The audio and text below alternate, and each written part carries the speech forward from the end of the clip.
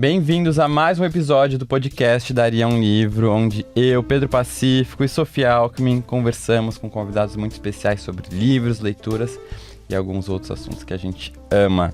Toda semana tem episódio novo e a segunda temporada do Daria um Livro conta com apoio especial do Iguatemi.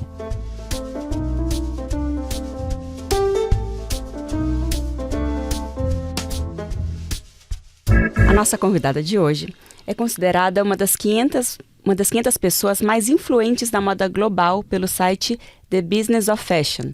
Maria Prata é jornalista especializada nas áreas de moda, empreendedorismo e inovação.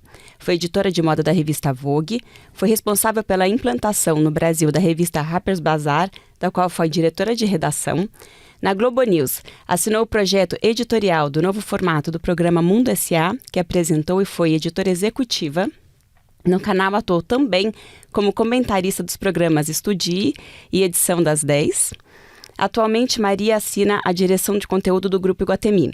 Acaba de inaugurar a newsletter Prata por T, que eu sou assinante também. Já, que bom. Já, e compartilha pílulas de prata com novidades no Instagram acerca do mercado de trabalho, celebridades, redes sociais, tendência, moda e outras coisas mais. Bem-vinda, Maria Prata. Olá. Bem-vinda. Bem extenso esse currículo aqui. Também estamos muito felizes de estar aqui. Eu ia falar, mas gente... É muita coisa para falar. É muita coisa. Estamos muito felizes de ter você aqui, Maria, bem-vinda. E para começar o nosso papo, queria fazer uma pergunta que eu faço para todo mundo que passa aqui. Como é que é a sua relação com os livros, né? Hoje eu sei que você posta nas suas redes sociais algumas leituras, indicações de livros, mas a leitura sempre esteve presente na sua vida? Você nasceu, com certeza, a gente sabe disso, numa casa, né, que a gente vai falar um pouquinho mais, escritores e leitores, mas como que era com você? Você era uma leitora, você gostava, se interessava? Bom, primeiro, o maior prazer estar aqui. A gente está tentando desde o começo esse encontro. Eu fico muito feliz de receber Agendas vocês. concorridas. Vocês estão me recebendo da minha casa, do Iguatemi. Era pra Maria ter sido a nossa primeira entrevistada. Exatamente. Não, muito chique, adoro. Felizaça. Bom, como você falou, né? Eu sou filha de escritores e jornalistas. Meu pai é escritor, minha mãe é jornalista, o marido da minha mãe, ex-marido da minha mãe, jornalista também. Meu irmão, autor, escritor. E então, claro, sempre teve livro na minha casa. Inclusive, o primeiro livro que eu tenho memória de ler foi um livro do meu pai, que chamava O Homem que Soltava Pum. E que era maravilhoso. Foi reeditado recentemente pela Companhia das Letrinhas. E era um livro divertidíssimo de um pai. Nossa, que não parava de soltar a punha e os filhos brincando com ele e tal. E é um livro muito, assim, a minha geração, entre os meus amigos, assim, todo mundo tem esse livro como referência. Então, acho que minha entrada na literatura começou por aí. Mas eu não sou... Bom, daí depois poderia ficar aqui, né, falando da vida inteira, mas Ruth Rocha, todos os... Quando eu soube que eu vim aqui, eu fiquei pensando todos os livros que eu lembrava da infância, assim. Marcelo Marmelo Martelo, que eu leio hoje para as minhas filhas. Tem muita coisa, muita lembrança literária. Mas é engraçado, eu já vou fazer esse disclaimer aqui no começo, eu não sou uma serial reader, assim, uma super leitora. Eu acho que até justamente por isso, assim, na minha casa, a coisa da literatura e dos livros era tão forte. E eu sempre achava que era um assunto deles, assim. Entendi. Primeiro dos meus pais, aí depois o meu irmão começou a escrever muito cedo, tem isso também. Que eu também fugi do jornalismo, depois eu acabei virando jornalista. Mas tinha uma coisa que era muito o universo deles. Então, eu não sou uma leitora, assim, mas eu tenho, claro, uma relação muito forte com a literatura por causa disso, por causa da família. Então, e tudo que eu li na minha vida me... fez muito sentido para mim, assim, tinha um porquê muito forte de eu ter ido atrás daquele livro, gostado daquele livro, porque era um pouco como se eu estivesse me apropriando e entendendo qual era o meu lugar naquele mundo, que era um mundo muito da minha família, e eu fui estudar moda, ou seja, eu fui para um outro lado completamente diferente.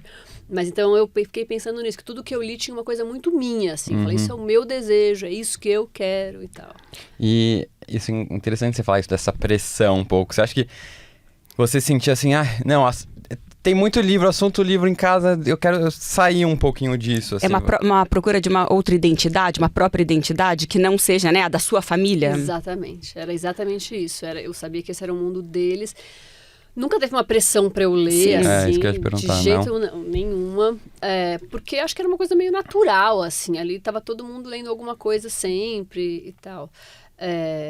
Mas eu passei pelos caminhos que uma criança normal passa, assim. Não tinha nada... Quer dizer, não tinha nada. Claro que sempre tinham bons autores dentro de casa, sempre tinham bons livros e tal. Mas desde a Turma da Mônica, que eu lia...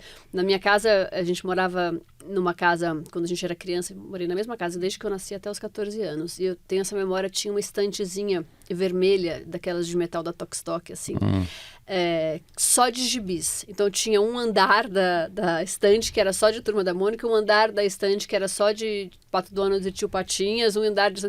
E eu lembro de toda noite ir lá e escolher, e a gente meio que sabia de cor quais eram os gibis, quais histórias que tinha em cada gibis.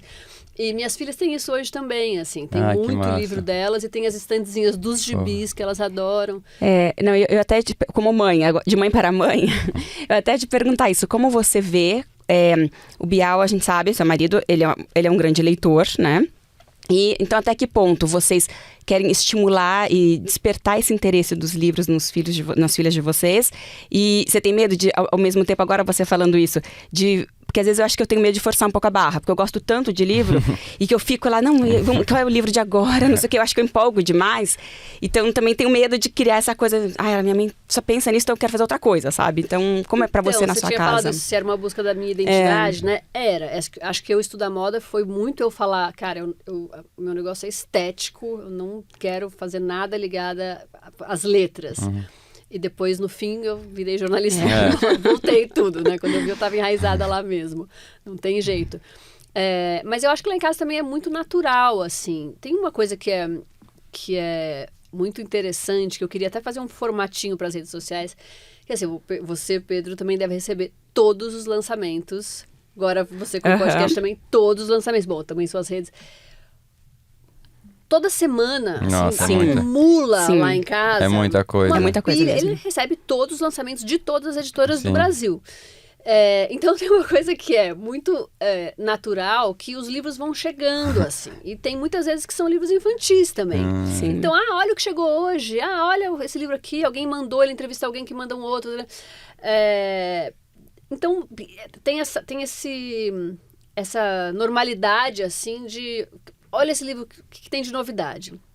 Então, isso é muito legal. E elas gostam, assim, elas realmente curtem. Eu tenho um videozinho da Laura com, sei lá quantos anos ela tinha, 1 ano e meio, que ela tá de fralda, peladinha de fralda, no berço, com o pé pra cima e a perna virada, assim. Com livro. De fralda, de chupeta e com um gibizinho na mão. E eu falo, filha, o que você tá fazendo? Lê gibi. Então era uma coisa meio natural. O exemplo realmente arrasta, né? Você vê como... Ninguém falou pra ela, né? Ela vê os pais lendo, toda hora segurando alguma coisa, quer fazer igual, né? Mas como incentivar a leitura em criança, que você tem dicas... Quando a gente pensa nessa concorrência muito grande de telas, redes, né? Como é que você tem dicas? Ou você enfrenta essa dificuldade também? Cara, elas são muito pequenininhas ainda, então eu ainda não cheguei na fase das telas. Elas estão com quantos anos? 3 e 5. Então, mas você então segura, porque já dá. Se quiser, já fica com o iPadzinho lá. Não dou de jeito nenhum. Acho super, super importante elas lidarem com a frustração, com o tédio. Né? Vai no restaurante com a gente. Quando eu vejo criança... no celular, assim, no restaurante, fico desesperada, porque eu acho que avião também, cala a boca, dá um avião, é um lugar que, assim, eu sei que eu vou ter 1 hora de inferno, porque eu vou ter que ficar inventando todas as brincadeiras do mundo. Você não dá tela. Levo livro, levo gibi, adesivo, pintar. Eu não dou de jeito nenhum, assim, realmente eu quero que elas aprendam a esperar, aprendam o tédio é muito legal que você falou. As crianças já não sabem lidar com o tédio. Não, e por isso elas estão lidando com crises de ansiedade muito violentas, né? Assim, o que eu faço quando não tem nada pra fazer? Não, e em todos os sentidos, até vendo a televisão, quando a gente era criança, tinha que esperar a propaganda, né? Então, pra voltar o desenho e tal. Hoje em dia isso não existe. Você vê na hora que você quer o programa da criança. Quando eu era criança, tinha a Xuxa, tinha a Mara, sei lá. Você tinha um horário do programa, acabou isso, acabou. É só no dia seguinte que você vai ver o desenho e tal. Hoje em dia não, você vê o horário que quiser. Mas então, elas ficam, a única tela que elas têm é a televisão, porque o meu maior medo é o touchscreen, assim, é o touchscreen e você estar fora de casa precisando de um negócio. Então, televisão elas assistem, mas eu fico muito feliz que tem muito conteúdo para criança, muito legal, desenhos incríveis, filmes incríveis, e elas piram nisso.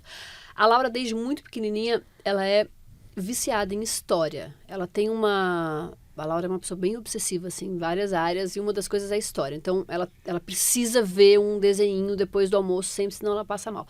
E tem essa coisa dos livros também. Quando ela era bem pequenininha, bom, era pandemia, né? E ela andava pela casa... Essa cena, eu fiz uma música pra ela, que ela andava pela casa com um livrinho na mão, falando, lê pra mim, lê pra mim, lê pra mim. Ela ficava infernizando a gente, pelo amor de Deus, lê pra mim, que ela precisava daquilo. E daí eu cantava pra ela, falava, lê pra mim, lê pra mim, lê pra mim. E vai ser grande leitora essa daí. Eu acho que sim. Mas como incentivar, você perguntou, eu acho que primeiro pela curiosidade, assim, elas têm que querer, né? Você falou, minha mãe fica só falando nisso, só não sei o quê, às vezes... as minhas coisas que são de muito meu interesse, às vezes eu faço isso também. Vê isso, e elas não querem, não é a delas. Então, por exemplo, à noite, quando eu vou colocar elas para dormir, a gente sempre lê 3 livros. E é uma escolha de cada um. Então, uma escolha que é minha, uma escolha da Laura, uma escolha da Dora. Porque daí tem eu acho que esse poder da escolha é muito especial. Assim, eu vou atrás do que eu quero ler. E às vezes tem umas discussões entre elas, né? A Laura, que já se acha muito adulta, fala, ai, não, Dora, esse livro é chato. E é o livro que ela adorava quando ela era pequenininha, né? Ou então, de novo, mas todo dia você quer o mesmo livro. Mas eu acho que quando tem eu posso escolher, porque realmente tem muito livro infantil lá em casa, o quarto delas tem uma estante enorme. Um dia minha mãe entrou lá e falou, filha, mas não é muito. Será que não é melhor elas poderem entender que, né, assim, ter os escolhidos delas e tal? E eu fiquei com isso na cabeça. Eu falei, assim, toda razão. Continuam muitos livros lá, mas tem uma coisa da escolha, assim. Elas vão até lá e escolhem o que elas vão querer, né? Que legal. E até sobre isso da tela, você postou, acho que uma das últimas suas postagens, celular proibido para menores. Teve uma recomendação da Unesco, né, de que celulares fossem banidos da escola para menores de 18 anos. Eu sinto isso, eu fiquei impressionado, né, que você consegue realmente manter elas fora dessas redes, assim, por enquanto. Mas vai chegar um momento que eu acho que até na própria escola, todas as amiguinhas vão estar. Eu vejo isso pelos meus sobrinhos, tem 7, 6 anos e já estão. Minhas irmãs acho que não foram tão... esse papo fulana já tem iPad, eu já ouço. Na minha casa também falam. Mas todos os meus amigos falam, não são deles. Todos e... Eu não sou mãe deles. E assim, acho que talvez no caso delas vai ter uma questão ainda maior que elas são filhas de 2 pessoas socialmente expostas, né? Que estão lá, o Bial e você, Bial na televisão, você nas redes. Como é que você lida com... Você tem um receio sobre essa exposição delas que vai vir? Como é que você lida com isso? Lá em casa é o Pedro só que é famoso, né? Não, você também. Ela você falou também. assim, mamãe, você também é jornalista? Sou, filha jornalista, a Laura falou um dia. Mas ninguém tira foto com você. Na rua, não sei o quê, né? Todo mundo quer tirar foto. Não causa comoção? Ninguém causa foto com você. Não, lógico que você... Não, tem você perguntou da exposição, né?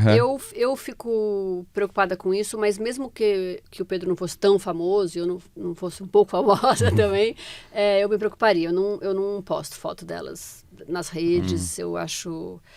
que elas precisam, de novo, ter o poder da escolha, elas têm que escolher se elas querem estar lá e como elas vão querer estar lá quando elas entrarem, e se elas entrarem. Respeito todas as escolhas de outros pais e como cada um decide isso, mas eu prefiro não mostrar. O Pedro tem 5 filhos, né? A Ana, que tem 36, o Theo, que está com 25, e o José, que está com 21. E eu acho que os 3 lidam muito bem com isso, assim, eles não... O Pedro é uma pessoa bem normal, assim, a gente não lida com o Pedro famoso, sabe, em casa, assim, ele não tem essa coisa star quality, sou uma estrela, e a gente vai em lugares normais, a gente faz programas normais, seja lá o que normais significa. Entendi o que você quis dizer. Mas não é uma coisa, tem celebridades que vivem com muita intensidade o ser uma celebridade, né? E o Pedro é um cara bem normal, isso, ele era jornalista, ele foi ficando mais famoso por...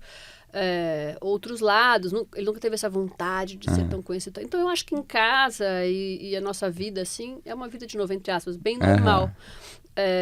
Claro, tem um pai que quando a gente sai na rua querem tirar foto, as meninas estão começando a entender isso, mas eu acho que vem dos filhos mais velhos dele, assim, eles lidam de um jeito bem legal. A Dora tem uma história ótima, que depois vocês podem até cortar se ficar longa, mas ela outro dia, a gente foi na escola e a professora falou, Pedro, a Dora falou a coisa mais engraçada. Ela falou assim, meu pai é um danadinho, meu pai é um safadinho. Ele fica lá na televisão com a Peppa Pig, com a Gabi Gato. A minha mãe? Minha mãe trabalha. Tinha essa visão A que imagem. o pai na televisão. Todo mundo fala, seu pai fica na televisão, cadê o papai? A televisão pra ela é isso, né? É o desenho. E lá dentro, Ai, né? engraçado. Pela caixa, com a Gabi Demais. Gato. Ai, Tipo, não é trabalho que ele faz, né? É Minha mãe- diversão. Minha mãe trabalha.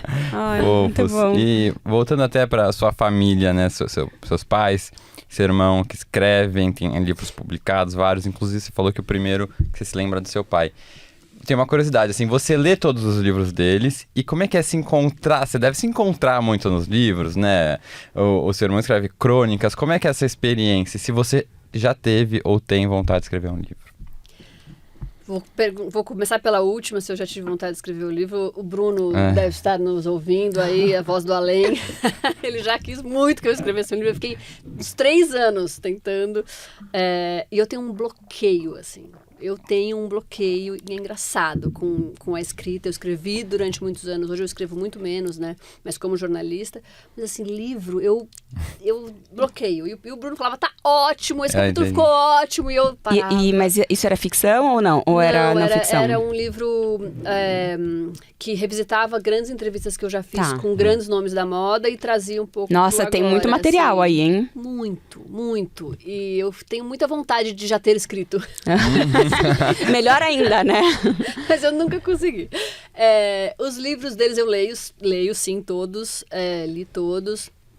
Tem uma coisa das crônicas, como você diz, né? Quando o Antônio escreve, eu morro de rir muitas vezes porque eu passei por aquela situação com ele, outras vezes porque eu sabia que ele ia escrever sobre aquilo, que aquele assunto ia pegar ele de alguma maneira. Mas quando ele escreveu 30 e poucos anos, que era... 30 e poucos anos era uma coletânea de crônicas. Ele escreveu Nude Botas, que era um livro que falava sobre a infância dele. Uhum. Ele chama Nude Botas justamente porque ele andava de galochas por aí, pelado mesmo. Mas o Nude Botas foi uma porrada pra mim, assim. Porque o Antônio tem uma memória que eu não tenho. Ele lembra de tudo, de uns detalhes, do cheiro, do gosto, do olho. E ele contou tudo no livro e eu parecia que eu estava achando um HD externo, assim, com coisas antigas. Então foi um livro que me pegou Resgatou imensamente. memórias. Nossa, Deve muito. mexer, né? Algumas coisas assim. Muito, demais. E agora meu pai está lançando as memórias dele. E ele... o Antônio escreveu o prefácio do livro, eu escrevi a orelha, e o Pedro, que é o meu irmão, que é filho só do meu pai, que é fotógrafo, fez as fotos do livro. Então é um livro que tem Que delícia. tem nós todos lá. E antes... Bom, ele queria que eu escrevesse o prefácio, olha como eu fico bloqueada. Ele queria que eu escrevesse o prefácio. E eu li o livro inteiro, fiz o maior copyright, assim, passei ler linha a linha com ele, isso aqui, aquilo, outro, não sei o que. Ele reescreveu o livro depois dos meus feedbacks. E eu não consegui escrever o prefácio. Eu bloqueei, não consegui. Eu falei, Antônio, troca comigo, por favor. Eu faço a orelha bem pequenininha, você faz o prefácio. Aí, no fim, o Antônio escreveu o prefácio. Eu consegui fazer uma orelhinha, graças a Deus. Mas foi um livro que também mexeu muito comigo, porque eram as histórias da vida toda do meu pai. Então, ou histórias que a gente estava presente, ou histórias que eu ouvi ele contar a vida toda, assim. Então também foi muito bonito, assim, de ler. Legal. Já está em pré-venda na Amazon. Olha. Chama Pelo Buraco da Fechadura. Vai eu tá. vi um baile de debutante. Vai estar na nossa lista Vai ser pela companhia? Boa pergunta. Não vou saber te responder nesse Enquanto você procura, podemos seguir. eu achei legal que você falou das memórias, você lendo. Minhas irmãs, quando leram meu livro, também fizeram Imagino. muito isso. Imagino. Primeiro, de coisas que elas nunca souberam, entendeu? De coisas que eu passei, de certa forma, muitos que atacaram muito. Mas é isso, de revisitar. E irmão é uma relação muito diferente, né? A gente vive coisas que a gente sabe que vai marcar um no outro, é o que você falou, né? Coisas que só a gente sabe. Então, é uma relação muito legal. Não, é uma delícia. Eu tenho uma relação muito forte com o Antônio, assim. Pelo buraco da fechadura, eu vi um baile de debutantes do Mário Prata. Meu pai, a gente não falou o nome dele até agora, que é o Antônio Prata. Ele é mais do que o pai da Maria. Ele é o Antônio. Mário Prata e irmão. Ele é Mário. O irmão Antônio. E o livro é pela Geração Editorial. Tá. E a linha fina é maravilhosa. Quase uma autobiografia. Deixa eu ver a capa. A capa é linda, a capa é da Cissa Pinheiro. Ai, que linda. Linda, né? Vê se a gente consegue colocar aqui. Isso. Acho que não consegui. Linda. Faz uma coisa até de um... Pré-venda na Amazon já. Ah, muito Ótimo. bem. E a orelha é minha. Opa, vamos que ler. demais. Mas vamos ver se você se desbloqueia um dia essa trava, né? Vou pedir pro Bruno te pressionar um pouquinho mais. Preciso, eu realmente adoraria já ter escrito, assim, já tá, ufa, foi. É que eu acho que você tem essa pressão um pouco da família, De ter a família, né? eu também acho. Você deve ter essa expectativa que vão ter sobre você e tal. Muita terapia. Muita terapia. É verdade. Voltando agora à moda, que você tem uma ligação muito grande com moda. Como que você vê a relação da moda na vida das pessoas? Você acha que existe um fator, assim, de transformação na vida das pessoas? Acho que pode existir. Acho muito, assim. Eu sempre me interessei por moda, assim, né? Quando eu era adolescente, era a época de Morumbi Fashion, de Érica Palomino, Alexandre Rascovich, todo mundo começando ali. E aí eu fui morar em Londres porque, justamente por causa de tudo isso que a gente falou, eu não sabia o que eu queria estudar, o que eu queria fazer de faculdade. Pra mim era um mistério, assim. E daí eu fui passar 6 meses em Londres para estudar inglês. Que eu já meio que falava, né? Mas foi uma É uma desculpinha. E daí em Londres eu entendi, assim, esse poder da moda, assim. Porque era um lugar onde, assim, todo mundo podia estar de uniforme, mas elas estavam se comunicando por alguma questão estética. Você identificava... Existe uma certa individualidade, né? Enorme. De você se mostrar para o mundo também. Não, e fundamental. E foi isso que eu entendi lá. No Brasil, hoje em dia, no Brasil, você sai na rua, tem gente de cabelo verde, gente, todos os tipos. Não tinha naquela época, era tudo meio pasteurizado, assim. E... Né, tanto que a cultura clubber, que era anos 90, a cultura clubber no Brasil tinha um nicho ali clubber, e eram as pessoas esquisitas, né? Gente que tinha piercing, tatuagem, que não sei o quê. Hoje em dia, isso é muito, muito pulverizado. E lá em Londres eu entendi isso. Eu falei, caramba, olha como a pessoa pode se expressar a partir de tão pouco, assim. É isso, o cara tá de uniforme, mas ele tem um piercing na boca. Mas o sapato ele conseguiu dele, imprimir um estilo mesmo estando com a mesma roupa, né? Exatamente. Então foi lá que eu tive esse impacto, o primeiro impacto, assim, que eu falei, cara, a moda é uma coisa grande. E acho que sim, a pessoa pode se libertar, pode se encontrar, pode se escravizar, pode se prender. Tem um poder muito grande mesmo. Você acha que hoje em dia com as mídias sociais também as pessoas estão voltando a essa coisa meio do uniforme? Não do uniforme, mas assim, eu sinto um pouco que antigamente você conseguia meio que saber de onde a pessoa era, até pelo estilo que ela tava, a roupa que ela usava, o estilo que ela tinha. E hoje em dia, não sei se todo mundo parece estar querendo ficar todo mundo meio igual também.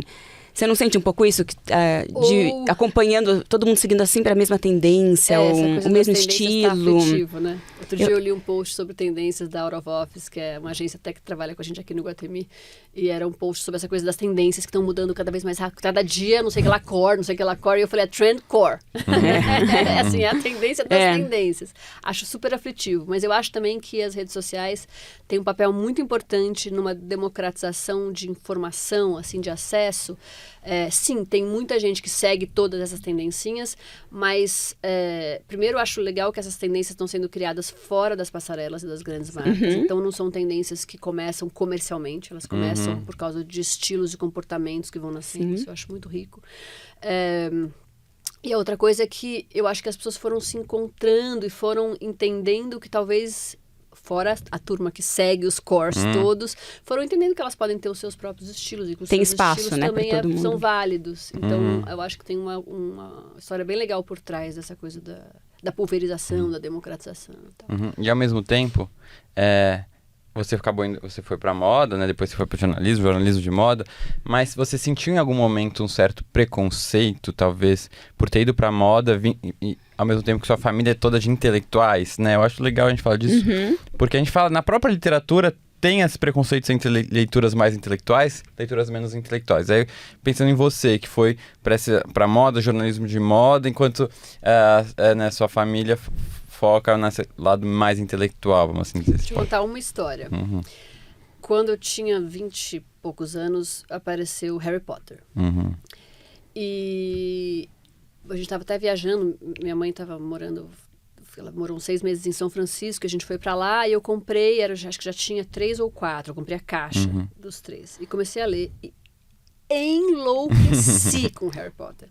E era um pouco daquilo que eu falei no começo, de uma escolha minha, assim. Cara, eu quero ver o que é isso. Eu tenho um interesse enorme por cultura pop, pela coisa mainstream, por tendências. Né? Eu queria entender o que era aquilo. E eu enlouqueci, li os 4, assim. E eu falava para o Antônio, você tem que ler, você tem que ler. Aí a resposta dele: não, tem muita coisa para ler antes. E hoje ele fala, nossa, eu me arrependo que eu nunca li Harry Potter, eu já queria ter lido tudo e tal. Hoje ele entendeu, né, o que era isso e tal.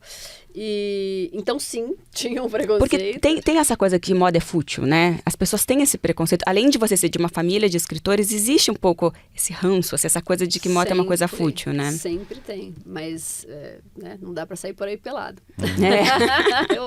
Meu pai que fala que roupa pra ele é quentinha no inverno, fresquinha no verão. Eu falo, bom, mas isso é o seu estilo, né? Se eu colocar um terno Armani, você vai ficar super desconfortável. Então não é que vale tudo. Então, sim, tinha preconceito, mas sobrevivi. Hoje em dia todo mundo me aplaude, tá tudo certo. Maravilhoso.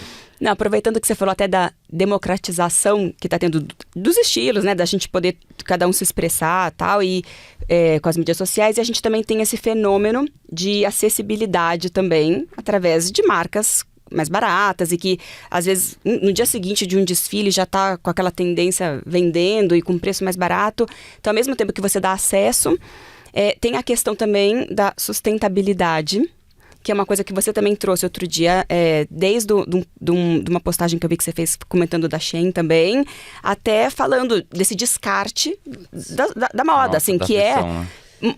É seríssimo, é uma coisa muito grave, né? Então, como é que você vê essa coisa, né, ao mesmo tempo você dá o acesso, mas você tem que também se preocupar com a sustentabilidade?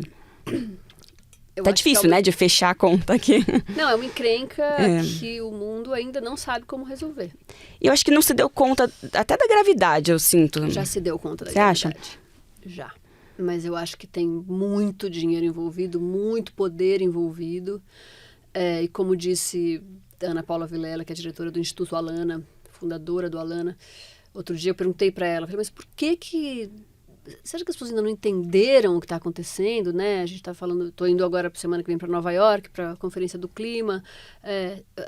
As grandes empresas, eles não entenderam. Ela falou, não, todo mundo já entendeu, está muito claro, mas nós humanos também temos muita dificuldade de lidar com a morte, que é um pouco isso que vai acontecer. Se tudo continuar do jeito que está, morreremos, ponto. E a gente não quer, tem gente que não quer lidar com isso. Então, eu acho que tem gente que já entendeu, mas não tá nem aí, quer ganhar o seu dinheiro, quer ter ganhando o tempo. Poder, mas tem muita gente que entende, mas não quer lidar com isso, assim, não quer ver. A questão da moda é muito, muito, muito séria, muito grave. Assim, a gente é a segunda indústria mais poluente do mundo.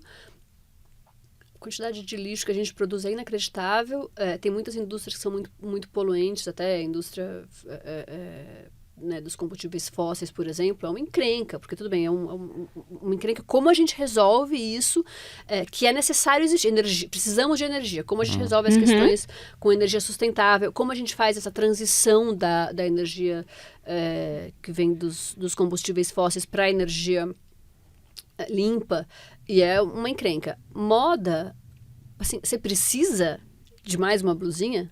Você precisa de 500 calças que custam R$20? Não precisa. Então, eu acho que é mais grave, assim. Aqui é muito mais grave, né? A encrenca é geral. Mas como a gente resolve essa questão? Eu fiquei estudando outro dia, até para um post, acho que para esse post da Gen Z, que todo mundo fala que a Gen Z já vem com o chip da sustentabilidade implantado na cabeça e tal. Mas é a Gen Z que está consumindo loucamente a Shein, por exemplo. Que não para de crescer. Não para de crescer porque as pessoas estão consumindo loucamente. Então, como você... O que acontece? Mas as pessoas não estão preocupadas com a sustentabilidade, então por que elas estão comprando tanto? Porque elas desejam muito tudo, porque elas são impactadas por imagens do tempo inteiro, porque as tendências, a Hailey Bieber e não sei quem, eu quero ser igual, e daí, cara, eles querem consumir, só que eles não têm o dinheiro para consumir, porque custa mais caro, produzir uma moda mais consciente, mais sustentável, a galera não tem dinheiro, elas querem consumir, pronto, daí danou-se, eles compram. E é muito barato. É muito barato e é uma compra muito instintiva. Sim. Porque a tendência chega em você entra lá na hora, é barato e você clica. E você nem lembra que demora pra chegar, você nem lembra. Então você nem precisa daquilo, senão você ia lembrar, né? A compra na internet. Esse que é o problema, né? Porque você não precisa ir na loja, não tem. Aí você experimenta, não gostou tanto. Aí você fica na fila pra pagar. Não, só de sair de casa, você fala, depois eu vou, né? Acabou. Morreu uma venda assim, aí. exatamente, mas você tá ali, é muito ágil. E agora muito... tem essa venda online, venda live shopping. Isso é uma praga. Isso é uma praga seríssima. Não, você vê os números, né, dessas vendas, são surreais, milhões em poucas horas. Eu vi uma específica, não lembro quanto tempo durou a live, mas eu sei que foram 20 milhões, né? Assim, eu fiz já de livros. Uma dessas. Você já fez? Já fiz. Mas olha aí, que coisa boa. Pelo menos era um livro. Pelo amor de Deus, é feito de papel, né? Dá pra reciclar. Que aumenta o seu conhecimento e ainda é reciclável. Sim, arrasou. Não, realmente é uma coisa que me assusta um pouco. E ainda mantendo, assim, nesse assunto de sustentabilidade, teve uma celebridade que há pouco tempo falou de não repetir roupas. Como é que você... lida com isso? Você já comentou que você repete roupas, inclusive repetiu o vestido de noiva. Conta um pouco disso pra gente. Olha, eu ao contrário do que tá acontecendo no mundo agora, eu compro muito pouca roupa. Porque eu me visto muito, assim, muito neutra, eu não sou uma seguidora de tendências, muito pelo contrário. Eu tenho ali o meu estilo, há muitos anos, assim. Sim, é reconhecível, assim. Então eu não compro roupas loucamente. Então eu repito muito. Eu uso camiseta branca, eu tenho várias camisetas brancas. Polo, tenho várias. Calça preta, então eu repito, eu tenho aquelas ali e fico usando. A história do vestido de noiva foi engraçada, porque tinha um baile de gala, assim, e daí eu fui ao cabeleireiro, me arrumei toda e tal, e cheguei em casa e um vestido que eu queria usar não estava muito bom. Aqueles dias que você fala, não tá funcionando. Falei, cara, e aí tinha... Não, mentira, não tinha rolado a história da repetição ainda. E aí eu usei o meu vestido de noiva, que é um vestido super simples, assim, ele é branco, mas ele não tem cara de noiva, né? Ele é um vestido... E aí, quando essa menina falou que isso era uma reclamação, assim, não, porque não dá pra eu ficar usando a mesma roupa, porque minha imagem e tal. Aí eu trouxe a história do vestido de volta e falei, olha, cara, até o meu vestido de noiva eu já usei. Claro que a gente tem que repetir roupa, gente, é um absurdo. Quem tem dinheiro pra ficar usando uma roupa por dia só porque postou a foto, não pode usar mais. É uma loucura, Sem falar que acho que é extremamente inteligente até você conseguir, e muito estiloso, você conseguir até reutilizar aquela roupa de maneiras diferentes, ainda eu acho incrível. Você conseguir, com a mesma roupa, fazer vários looks, assim. E essa ideia de que se você postou, você não pode mais usar, é de um vazio, assim, né? Porque tudo vira uma coisa totalmente descartável. Eu acho...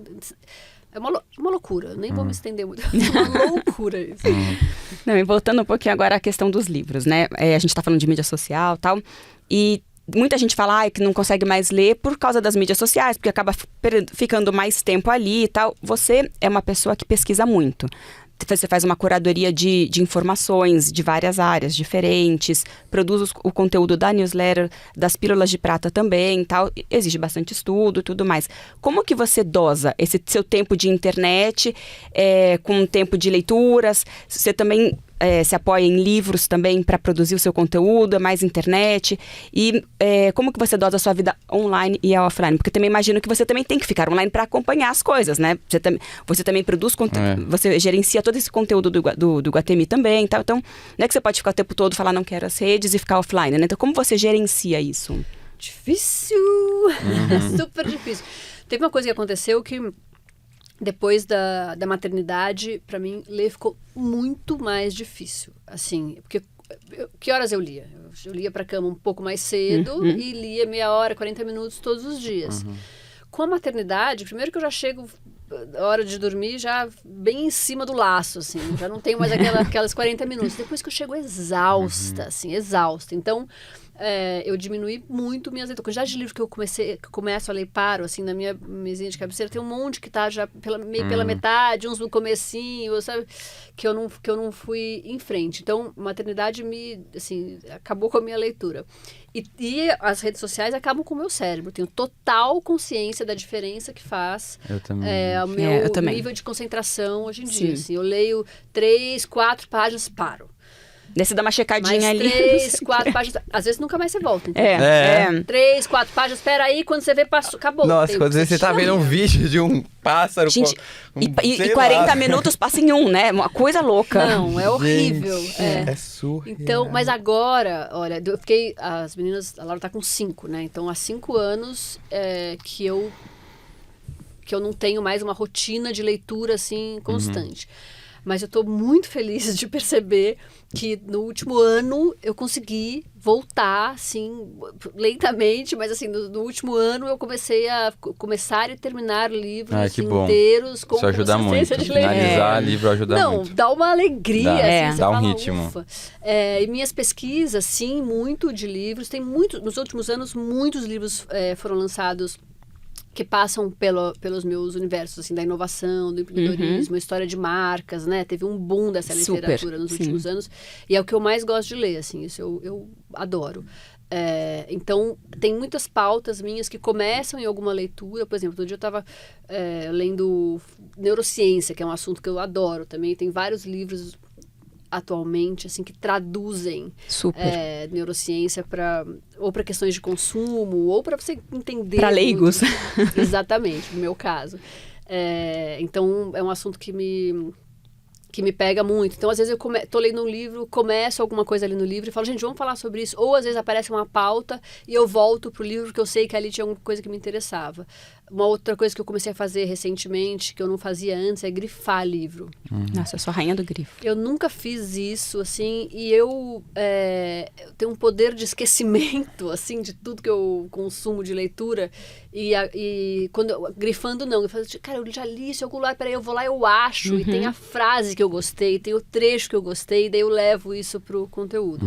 Agora, Sofia, preciso te dizer, tem uma equipe que trabalha comigo, porque parece, né, que eu tô ali sozinha, olhando tudo, pesquisando tudo.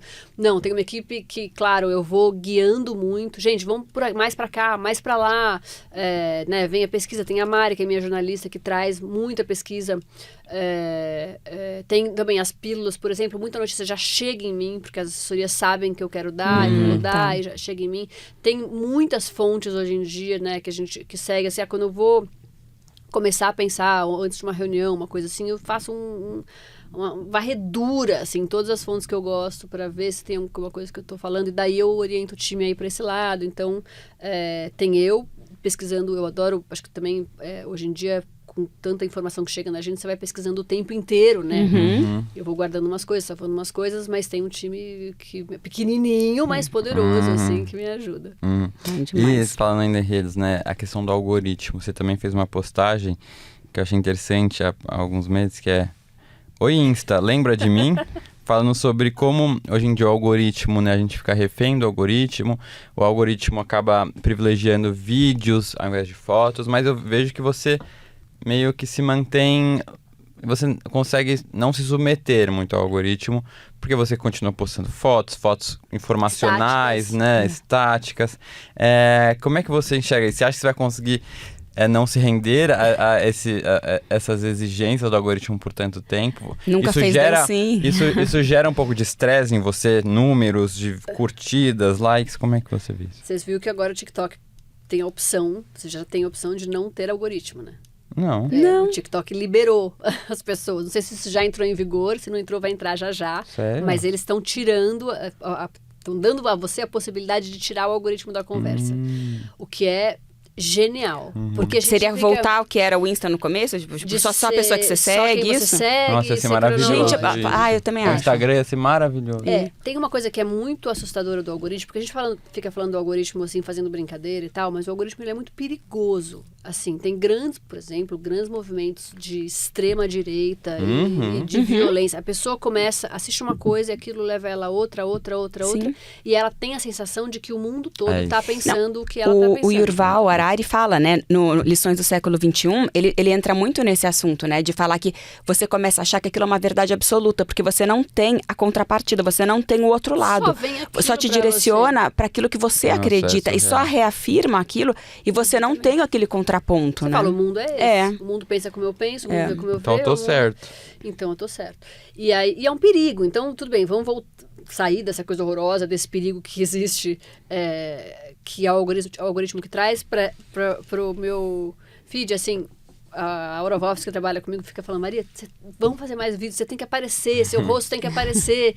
E eu tenho muita, hoje em dia, parece piada, mas assim, eu tenho vergonha, eu tenho preguiça, se maquiar pra mim, me arrumar e filmar, aquilo me dá uma preguiça enorme, daí eu prefiro escrever, fazer o card, editar e colocar ali. Mas tem uma coisa muito legal, que eu acho que que eu fui construindo ali na rede, que é meu público já espera aquilo ali. Então eu tenho um engajamento, por exemplo, que é muito acima da média. Eu tenho um engajamento que acho que é hoje em dia uma média de 11% e às vezes chega em picos de 16%. E o normal, que eu saiba, é mais ou menos 4%, já é acho que até 5%. Alto, Então tá rolando, assim, tá funcionando. Sim. É que eu acho que as pessoas se reconhecem também, né? Você acaba criando tribos, né? E o engajamento tem muito a ver de você ter essa conexão, eu acho, né? Porque tem pessoas que falam com todo mundo, e tem pessoas que falam com o seu nicho também, com pessoas que estão interessadas naquele conteúdo, né? Exatamente. Eu tenho ali, não tenho milhões de seguidores, mas acho que está com 126 mil hoje, tem uma parte deles que é muito fiel, assim, é uma comunidade mesmo. Eles realmente consomem o que você está colocando, né? Postando. Aproveitando, a gente agora quer dicas suas, assim, já que você é uma pessoa que pesquisa, entende bastante sobre inovação, tecnologia e tal, então, como é que você vê, assim, quais são os próximos passos da tecnologia? Você contou agora, isso a gente não sabia, pelo menos eu e o Pedro, né, do TikTok, da questão do algoritmo, mas como que você vê a inteligência artificial, sabe? Como as coisas estão caminhando, assim? Eu vejo com muito medo. Quanto mais eu me aprofundo nesses assuntos, com mais medo eu fico. Porque eu acho que muitas dessas inovações estão saindo do controle, assim. Sim. As pessoas não estão muito sabendo onde elas estão entrando e no que isso pode dar. Já tem muita gente perdendo emprego. Aí sempre tem aquele argumento, mas vão surgir novos empregos, novas profissões. Sim, vão surgir novos empregos, novas profissões. Para quem? Para quem tiver acesso ao estudo, para quem tiver... Né? A gente está vendo muita gente perder emprego já por causa de tecnologia. Então... eu fico assustada, assim, ainda mais com 2 filhas pequenas, fico olhando para elas, assim, será que eu tenho que já colocar um curso de programação? Essa pergunta eu me faço, assim. Não, eu já vi isso, o emprego do futuro são as pessoas que vão saber lidar com a inteligência artificial, né, trabalhar bem com aquilo. Lado, não, eu tenho que aguçar toda a criatividade, tá bom, vamos aguçar a criatividade, mas é uma coisa que eu fico pensando o tempo inteiro. Sim, assim, você fica preocupado. Porque o negócio das telas, por exemplo, eu por enquanto, não. A Laura brinca no meu celular, quando ela rouba o celular de mim com a tela fechada, ela faz coisas inacreditáveis com o celular bloqueado, que eu nem sabia que existiam, assim. Mas, mesmo assim, alguma hora ela vai ter que ter algum contato com isso, né? Sim. Porque o mundo não pode aliená-la, né? Não posso não... Outro dia eu li alguém ela vai ter redes sociais. Alguma hora ela vai ter que entrar nisso, mas como eu mostro pra ela que...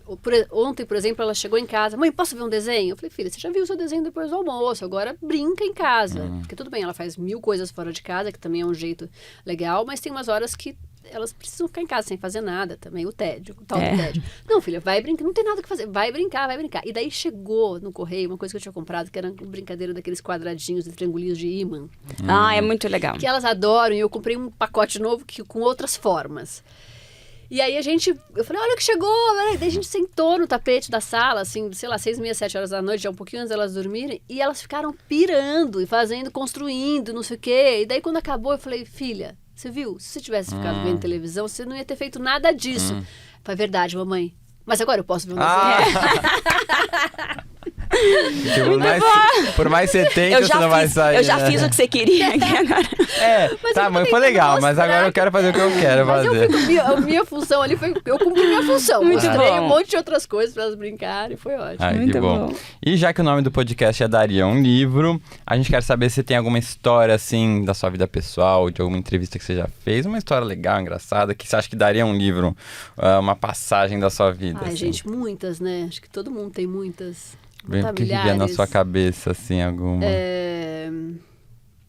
Cara, eu acho que a minha história com o Pedro, por exemplo, daria um livro, assim, por ser uma coisa muito inusitada. eu fui dar uma entrevista para ele num programa que ele chamava Na Moral. Fui dar uma entrevista sobre... Era um programa... O episódio era sobre consumo. Eu fui falar sobre democratização da moda, justamente lá no início. Imagina, se esse programa fosse hoje, eu falaria coisas muito diferentes do que eu falei lá. Eu estava falando bem da democratização, a gente estava falando sobre grandes redes de varejo e tal, porque eu tinha feito um programa Moda S.A. sobre esse assunto, e o Pedro me chamou para ir ao programa.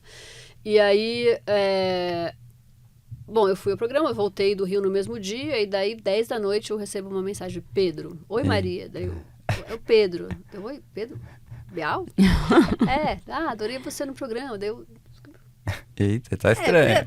Peraí, nessa época eu tava morando na casa da minha mãe. Eu tinha acabado de separar, meu ex-namorado tava morando lá.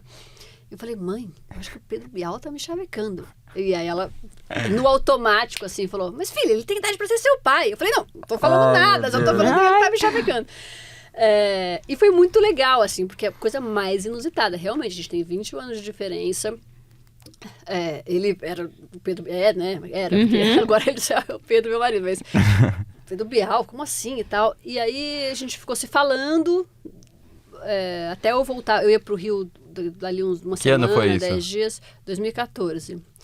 E aí eu fui ao Rio 10 dias depois e ele me convidou para jantar e a gente já tava super se falando. Assim, já era um chaveco.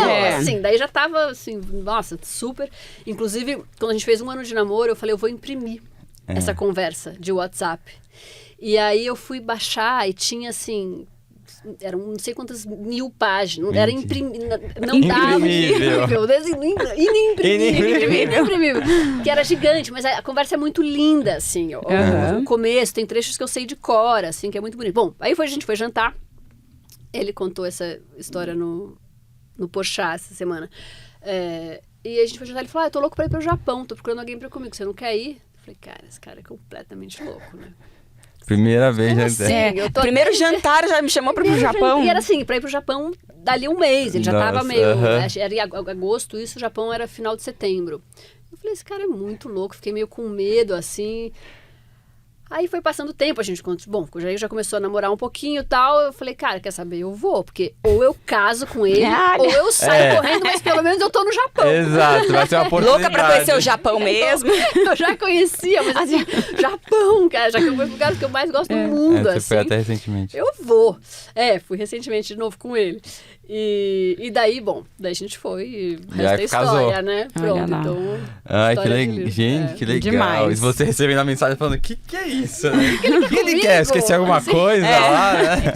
Tirar alguma dúvida de alguma coisa que eu tinha falei? uma coisa bem curiosa também, que minha avó tem uma pousada em Petrópolis, a pousada do Alcobaça, e ele já era cliente da minha avó muito antes dele me conhecer. E 1 semana antes de eu fazer o programa, o Namoral com ele, ele fez a festa de 90 anos da mãe dele, da minha sogra, da Suzane, na pousada da minha avó. Então, quando eu fui gravar o programa, já tinha essa conversa. Falei: e aí, como foi a festa e tal? Então teve uma aproximação. A vida se já tinha um assunto fora do trabalho. Ai, que legal. E agora a gente chegou numa parte do podcast que faz muito sucesso, que são as dicas de livros. Então a gente queria saber de você, que dicas de livros, assim, livros que você gostaria de indicar pra todo mundo, que você fala assim: ai, todo mundo devia ler esse aqui. Aquela listinha que você falou que você fez já e está procurando. Queremos. Sabe que depois eu vou até fazer um post com essa listinha. Quando o Pode For ao Ar eu vou fazer, porque eu comecei a pensar em livros que me influenciaram muito, né? Desde A Bolsa Amarela, Marcelo Marmelo Martelo, né? Todos os da Ruth Rocha, A Turma da Mônica, que me ensinou a ler, assim, digam o que quiserem, me ensinou a ler. Harry Potter. O Harry Potter bem mais pra frente, né? Mas eu lembrei do primeiro livro que me fez chorar, que foi Capitães de Areia. Olha lá, Pedro. Cara, eu chorei e eu lembro de eu pensar assim, era uma coisa nova. Eu falei: nossa, isso nunca aconteceu, né? De eu chorar lendo um livro, coisa mais linda. Eu lembro quando eu morei em Londres, morei com várias amigas, estou emocionada de novo. Eu morei com 4 amigas minhas e a gente leu 100 Anos de Solidão e a gente lia alto. Cada uma ia lendo um trechinho. Então também, além de ser 100 Anos de Solidão, esse livro tem a memória enorme, assim, tem uma memória afetiva enorme, né? Depois tem umas curiosidades, assim, por exemplo, na minha adolescência eu fiquei muito... É uma coisa horrorosa, mas teve a tragédia do Carandiru e eu comecei a ler tudo que saía sobre a história do Carandiru. E aí eu li o Rota 66 do Caco Barcelos, que foi... Eu estudava com o Ian, filho dele, e... Bom, o livro é uma loucura, né? E eu adorei. Estação Carandiru eu li também. Eu tive esse momento, assim, poderíamos chamar de true crime. Nossa, pouco, assim, talvez. Vocês acabaram de falar sobre isso, né? Nossa, gente, tem muita coisa muitos livros que fizeram parte da minha história, assim, e eu acho que mais recentemente, eu falei que eu estava lendo muito esses livros das marcas, né, dos empreendedores e tal. Tem 2 livros que eu indico demais. Um é A Marca da Vitória, que é a história do Phil Knight, que é o fundador da Nike. Maravilhoso. É genial. Depois que você lê o livro, você pode ver o filme que tá nos streamings aí. Acho que até o filme não faz jus à história, mas vale a pena. Tem o Steve Jobs, né, que o livro também é muito incrível. Ai, gente, depois, quem gosta muito de empreendedorismo e inovação tem que ler um livro que chama Inovação e Empreendedorismo, de um autor que chama Peter Zucker. O Zucker é o pai do pensamento empreendedor, assim, e de inovação. Então, ele explica o que é a inovação dentro do empreendedorismo. Todos os grandes caras, assim, seguem os ensinamentos dele. É um gênio, é um cara que me ensinou muita coisa, muito conteúdo do que eu posto hoje, a base vem dali. Eu falei que eu estava lendo sobre neurociência, né? O livro que eu mais pirei recentemente chama Subliminar, que é de um cara que eu jamais vou saber falar o sobrenome. Toda hora eu falo pro Pedro, como é que é o sobrenome? Que é Milodnov. Putz, eu poderia ficar... A lista é enorme. Mas já tem ótimas indicações. Adoramos. E agora... E o livro que eu tô lendo agora é o do Michael Pollan, que escreveu Como Mudar Você chegou Sua a postar Mente. já, eu acho. Eu vi. Chama Sob Efeito de Plantas. E é genial. Ele fala sobre 3 plantas que produzem 3 tipos de drogas, né? Então, o que eu mais pirei em ler, a cafeína. Que é genial. A gente não acha que a cafeína é uma droga tão poderosa, mas basicamente estamos todos, o mundo inteiro viciado. Eu sou totalmente. E trabalhando sob efeito. Inclusive agora, por exemplo, eu estou sob efeito de uma droga que é a cafeína. O mais interessante é que assim, o Pollan, para ele escrever o livro, ele experimenta o ópio, experimenta a mescalina, e o que ele tem que fazer com a cafeína? Fica sem. Parar de tomar. Pra ver o efeito, né? É genial. E daí ele para de tomar e o que acontece? Enlouquece. Ele não consegue escrever. Ele fica procrastinando, não foi escrever. Daí demora uns 3 meses para ele começar a escrever. E daí ele escreve sobre isso. E ele fala, isso, a gente não pensa que a gente está, uma população mundial inteira... É que a gente não sabe mais o que é uma sociedade sem o café. Exatamente. Não, e o papel do café na industrialização, o papel no mercado capitalismo de trabalho. Imagina se não tivesse, talvez não... Foi sustentado pelo café. É isso, é muito impressionante. Muito doido.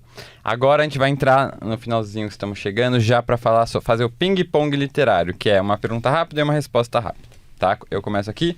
Uma inspiração de um personagem histórico para você. Alguém famoso, assim, que te inspira. Coco Chanel?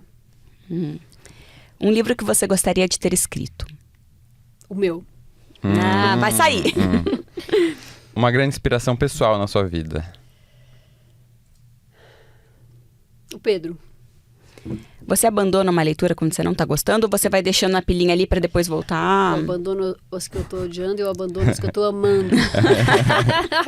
agora o objetivo pós-maternidade, voltando, é finalizar. Mas se eu te dar uma dica, esses que você parou, tira todos eles.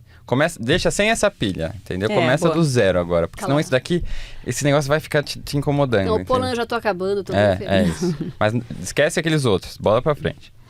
Um bom filme ou série que você assistiu recentemente? Eu assisti Drops of God, que não é a melhor coisa que eu assisti, mas é muito interessante. É uma série que junta França, Estados Unidos e Japão e fala sobre vinhos.